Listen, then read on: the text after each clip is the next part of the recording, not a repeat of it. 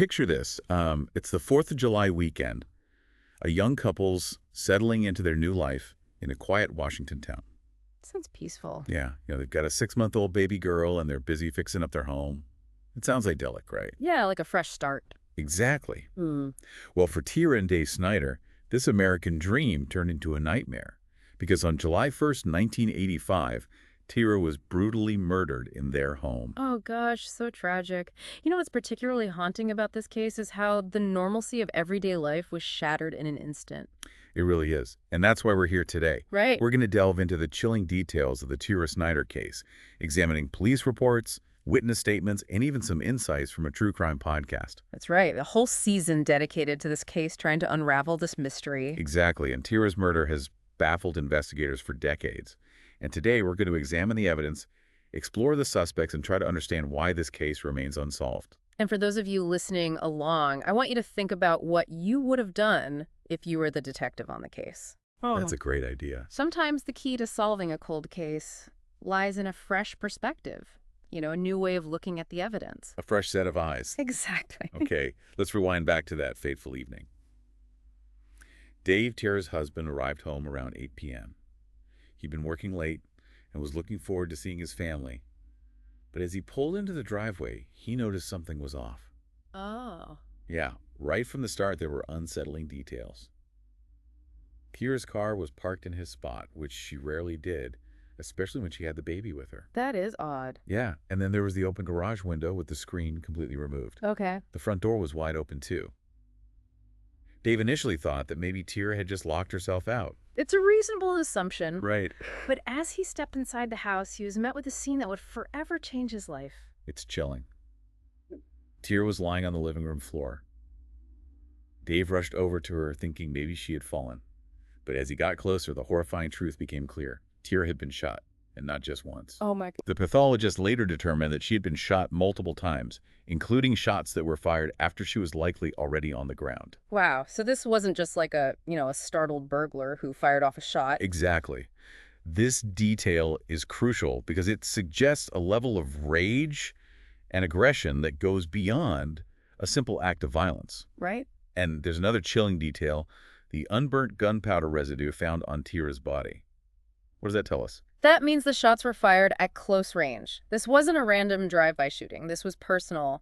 Someone stood over Tira and pulled the trigger. The 911 call is just heartbreaking. You can hear the panic in Dave's voice as he's trying to find his baby Molly, who is thankfully still in her car seat outside. Oh my gosh. It's a chaotic scene, and in those early moments, the focus was on getting medical help for Tira and ensuring the baby's safety. Of course. But as the initial shock subsided and investigators began to piece together the evidence, the inconsistencies started to emerge. Like what? What, like the fact that nothing was missing from the house? Oh, right. The police initially assumed it was a burglary gone wrong. But Tira's purse keys, even the diaper bag, were all still in the car, along with bags of groceries. Exactly, and there were no signs of forced entry. It's as if Tira had just arrived home and was in the process of unloading the car when she was attacked. This, combined with the brutality of the murder, led investigators to believe that the initial burglary theory might be off the mark. So if it wasn't a random burglary, then what was it? A crime of passion? A targeted hit? Right. The investigation uncovered a web of potential suspects, each with their own connection to Tira and the events surrounding her death. And one of the early leads focused on the possibility of mistaken identity. Mistaken identity? Yeah, it turned out there was another man named Dave Snyder living just a few miles away, and he was rumored to have ties to a biker gang. Hold on, so there are two O. Dave Snyders in this story. Yes, and to add to the confusion, both Dave Snyders knew a man named Danny Snyder who was the brother of Tira's husband. Whoa. It's a bit of a coincidence, wouldn't you say? It's certainly a tangled web. So how did this other Dave Snyder and his biker gang connection become a suspect? Well, police interviewed the other Dave's wife, Evie, Okay. and she told them that she had driven by the Snyder house shortly after 6 p.m. on the day of the murder and had even shielded her eyes as she passed by. Shielded her eyes. That's strange. Right. It raises the question, did she see something that day that she didn't want to see? Or was it simply a nervous reaction? Her statement was vague, and it left investigators wondering if she knew more than she was letting on. But if this was a case of mistaken identity, why the brutality? It doesn't quite add up, does it? That's the problem with this theory. It explains the wrong address, but it doesn't explain the level of violence. It seemed unlikely that someone would go to such extremes simply because they had the wrong house. So who else was on the investigators' radar? Oh, remember Danny Snyder, the brother of Tira's husband? He had admitted to threatening his own wife with a .22 caliber gun the day before Tira's murder. And didn't the police report say that Tira was killed with a .22? Yes, so naturally, investigators wanted to take a closer look at Danny. They tracked down the gun he used to threaten his wife. It belonged to his father and had already been turned over to the authorities. So did it match? No ballistics testing ruled out Danny's father's gun, but the investigation into Danny revealed another person of interest, his friend Leonard Main. Okay, Leonard Main, what's the connection here? Leonard had been target shooting with Danny on the day before the murder, and he also happened to be near the Snyder house multiple times on the day of Tira's death. Coincidence? Maybe, but his story kept changing each time he was interviewed, which definitely raised some red flags. You know, it's interesting how seemingly small details like that can make a big difference in an investigation. What kind of inconsistencies were there in Leonard's story? Initially, he said he couldn't remember where he was that day, then he claimed he was working with his dad, and finally he settled on a story about fishing on Lake Rosiger with his sister-in-law. But during that supposed fishing trip, he just happened to pass by the Snyder house twice. Twice. Seems a little too convenient to be a mere coincidence.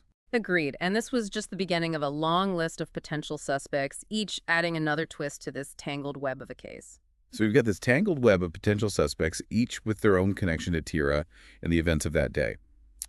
But before we get too deep into those details, there was another individual who piqued the interest of investigators, a man known only as J.H. Right, J.H. was actually one of Dave's clients in his marijuana dealing side hustle. Oh, wow, okay. He had interacted with Tira before, and she even told a friend to collect $40 from him if they happened to run into him. Interesting. So there was some kind of existing financial transaction or perhaps tension between Tira and J.H.? It seems that way. What's particularly intriguing is that J.H. matched the composite sketch of a man seen near the Snyder house on the day of the murder. Wait, a composite sketch based on eyewitness accounts. That seems like a pretty solid lead. It certainly adds to the puzzle, but when questioned, J.H. denied owning a .22 caliber gun and claimed he couldn't recall his whereabouts on July 1st. A convenient case of memory lapse, perhaps? But if we're connecting the dots, this detail about the composite sketch matching, J.H. seems pretty significant. Absolutely. Remember, eyewitness accounts can be crucial in investigations, but they're not always. Foolproof memory can be a tricky thing, especially under duress. Speaking of things that are tricky, let's talk about the mysterious tip about Tira fearing for her life. Didn't she confide in her pastor about having information that could potentially send someone to jail? Yes, that's right. This detail adds another layer of complexity to the case. Tira had told her pastor she was afraid, but the pastor couldn't recall specifics, and attempts to locate him for further questioning were unsuccessful. So we have a young woman expressing fear for her life, possessing potentially incriminating information, and then she ends up murdered. It feels like we're edging closer to a much bigger conspiracy here. What are your thoughts? It's a very compelling line of inquiry. What was the nature of this information Tira had? And was her murder an act of silencing her? These questions have haunted investigators for years. And they certainly add fuel to the fire of suspicion surrounding those closest to her. While we're on the topic of people in Tira's circle, we can't overlook her estranged brother-in-law, M.H. Right. M.H. had a history of violence and was involved in drug dealing. He even embarked on a sudden road trip right after Tira's murder. And I seem to recall there being something about a truck. Yes, witnesses reported seeing an old truck near the Snyder house around the time of the murder, and M.H. was known to be fond of old trucks. Another coincidence. Or a potential clue that connects M.H. to the scene. It's hard to say for sure. There's also the theory that Tira might have recognized M.H.'s truck that day, which could explain why she didn't park in her usual spot. Maybe she felt uneasy or sensed danger without realizing the extent of the threat. If we're playing armchair detective here, it seems like a lot of these pieces could potentially point to M.H., but did investigators ever find any concrete evidence linking him to the crime? They couldn't directly connect him to a .22 caliber weapon, and there wasn't a clear motive established beyond his general history of violence. The investigation, however, took a sharp turn in 1991 when a tip led them to the Bogart family, a notorious group of burglars with possible connections to the Snyders. The Bogart family. Mm-hmm. This case just keeps getting more intriguing. Fill me in on what happened with this new lead. The tip claimed that four men, including two Bogart brothers, Lyle and Lloyd, their cousin Byron Bowman, and an acquaintance, Jim Gilligan, had been bragging about killing Tira at a bonfire party. A confession at a bonfire. Sounds like something out of a crime novel, but were these claims credible or just drunken boasts? That was the question investigators had to grapple with. The Bogarts were known for their burglary activities in the area, so their potential involvement in Tira's murder couldn't be easily dismissed. It seems like every time there's a glimmer of hope in this case, another twist emerges. What happened with the investigation into the Bogart family? Well, both Lloyd and Lyle had alibis for the day of the murder. Lloyd was reportedly in Oregon and even had documentation of a motorcycle accident that occurred that day.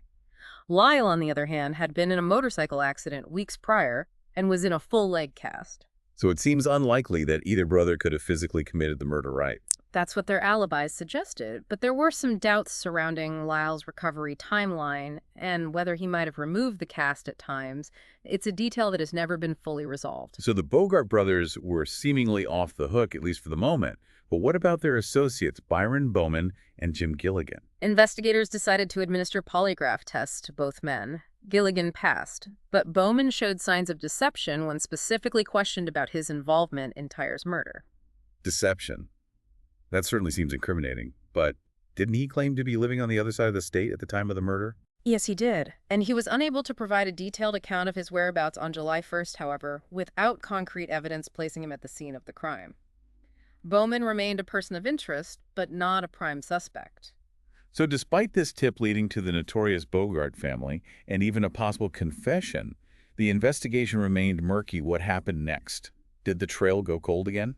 Not quite. The Bogart family remained entangled in the investigation. A rumor surfaced about a .22 caliber revolver potentially connected to them being circulated like some kind of contraband hot potato. A hot potato gun.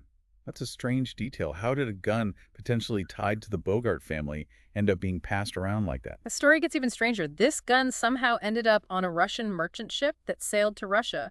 It was eventually recovered and returned to the U.S., generating a wave of media attention. Wow, talk about an unexpected twist. I imagine there were high hopes that this recovered gun might be the key to cracking the case. Absolutely. Unfortunately, ballistics testing revealed that this was not the weapon that killed Tira. Another dead end, it feels like. Every time investigators got close to a potential answer in this case, it slipped through their fingers. It's a frustrating reality of cold cases. Sometimes the pieces of the puzzle don't fit together neatly, and the path to justice is filled with twists and turns. But even when leads run cold, the pursuit of truth never truly ends. And in the case of Tira Snyder, there was still another chapter waiting to unfold, a chapter fueled by the advancements in forensic technology and the unwavering determination to finally bring her killer to justice. It's incredible to think about how much forensic technology has advanced since 1985. Back then, DNA analysis was still in its infancy. Oh, yeah. But by the late 2000s, it had become a game-changer in criminal investigations. So did this new technology finally provide the break investigators had been hoping for in Tira's case? Well, in 2009, that Budweiser can we talked about earlier, remember that? Yeah, found in the Snyder's driveway. Right. It was finally tested for DNA. It had been sitting in an evidence locker for over 2 decades, and now it held the potential to unlock new clues. I bet that was a tense moment for everyone involved in the case. What did the results show? They were able to extract a partial male DNA profile from the can. Wow. This was a major step forward, but it was only a partial profile, which meant it would only be useful if it matched someone in the existing DNA databases. So did it match anyone? They were able to rule out Dave, Okay. Tira's husband. Okay. But unfortunately, the partial profile didn't match anyone in the databases at the time. It was a heartbreaking setback, especially considering the high hopes that DNA testing had brought to the case. I can't imagine the disappointment for Tira's family and friends. It felt like they were so close to finally getting some answers, only to have those hopes dashed again. It's a stark reminder that even with advancements in technology, justice can still be elusive. Sometimes the evidence doesn't provide the clear-cut answers we're looking for. But despite the setback with the Budweiser, the investigation didn't end there, did it? What happened next? Well, Detective Ballou took over the case in 2018 and decided to revisit the existing evidence with fresh eyes. He wondered if there was something that had been overlooked in the initial investigation. That's remarkable. Even after all those years, there were still detectives dedicated to finding justice for Tira. What did Detective Ballou uncover? He decided to resubmit the carpet samples taken from the crime scene for DNA testing. The technology had advanced considerably since those samples were first collected. What a great example of how persistence and advancements in technology can work hand in hand in cold cases. What did the new testing reveal? Well, as expected, they were able to isolate Tira's blood from the carpet, but there was something else, a partial DNA profile that didn't match Tira Dave or the profile from the Budweiser can. So now we have two unidentified DNA profiles potentially linked to the crime scene. That's an incredible development, but also incredibly perplexing. What does this tell us? Were there two people involved in Tira's murder? Or could one of these profiles belong to someone who was simply at the house before or after the crime? It's impossible to say for sure. This new evidence adds another layer of complexity to the case, and it opens up a whole new set of questions. Was one of these individuals a witness who could shed light on what happened? Or was one of them directly involved in Tira's murder? It's like we've taken two steps forward and one step back. We have more pieces of the puzzle, but they haven't quite fallen into place yet. And that, in essence, is the nature of cold cases. They challenge us to rethink our assumptions, to consider every possibility, and to never give up on the search for the truth. Tira's case is a haunting reminder that sometimes the answers we seek remain elusive.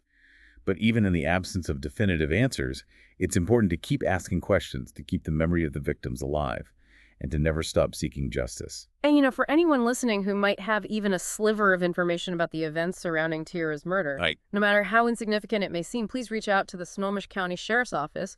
Your memory, your observation could be the missing piece that helps bring closure to this decades-old mystery. Sometimes, the smallest detail can make the biggest difference in a cold case. It could be a name, a face, a car, anything that might spark a new lead for investigators. Don't underestimate the power of your memories. Yeah, exactly. As we conclude this deep dive into the tragic case of Tira Snyder, we're left with a sense of both hope and frustration. Hope that one day the truth will be revealed, and frustration that after all these years, her killer still walks free. But Tira's case also highlights the vital importance of continuous investigation, the relentless pursuit of justice, and the hope that advancements in technology will one day bring closure to her family and friends. Her story is a powerful reminder that even in the face of adversity, the search for truth must never end.